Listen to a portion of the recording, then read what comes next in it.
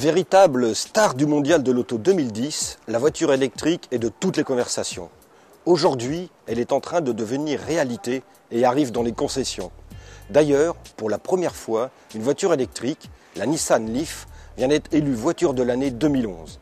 Alors, pour voir si automobile et électricité font bon ménage, nous avons pris en main la Citroën C0.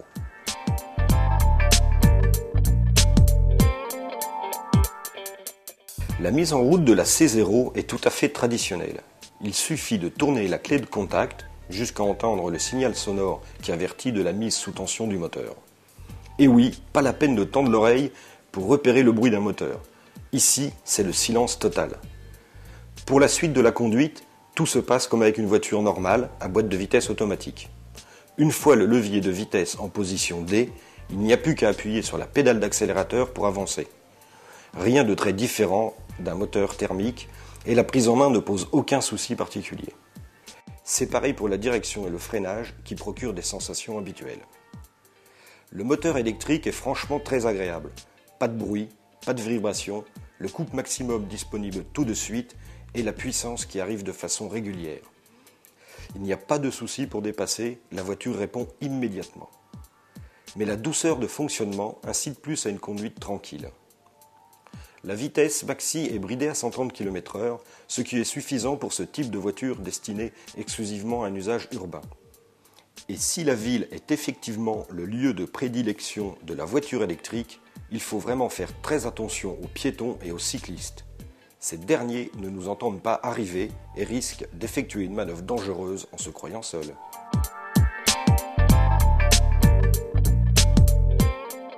Le tableau de bord est très sobre et simple.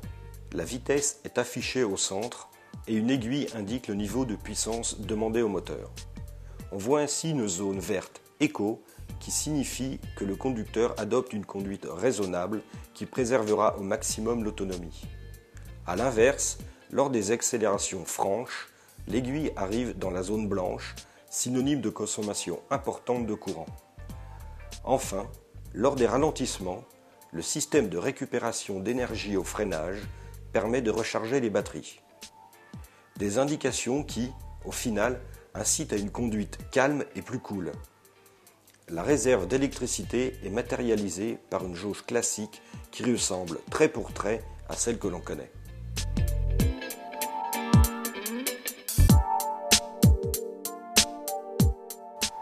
L'autonomie de la C0 annoncée par Citroën est de 130 km. Toutefois, dans la réalité, nous n'arriverons pas à couvrir cette distance. L'autonomie est en effet dépendante des conditions climatiques. Dans le froid, de nuit et dans les embouteillages, les batteries se sont vidées en moins de 80 km. Il y a donc tout intérêt à bien surveiller le niveau de charge des batteries et le risque de la panne sèche devient plus angoissant.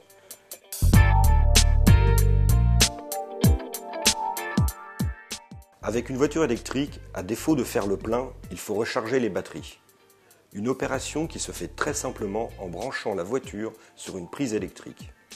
Pour la recharge, on utilise une prise normale chez soi ou alors une borne de recharge disponible dans certains parkings et sur certaines places de stationnement dédiées aux voitures électriques. Mais pour ça, il faudra disposer de la carte VE qui donne accès au stationnement gratuit et à la recharge. Une fois branché, il faudra alors compter de 6 à 8 heures pour une recharge complète. Vivement la généralisation des bornes de recharge rapide, plus puissantes, qui permettront d'obtenir 80% de la charge en 30 minutes. C'est donc une vérité de la palisse, il faut avoir une prise de courant à disposition pour pouvoir recharger les batteries. La voiture électrique est donc réservée aux propriétaires d'une maison ou d'un garage privé. On imagine mal, en effet, de brancher sa voiture sur la voie publique ou dans un parking collectif en laissant le fil électrique à la portée de tous. La conduite d'une voiture électrique n'a vraiment rien de particulier. Bien au contraire, elle est plus agréable à conduire qu'une mécanique traditionnelle essence ou diesel.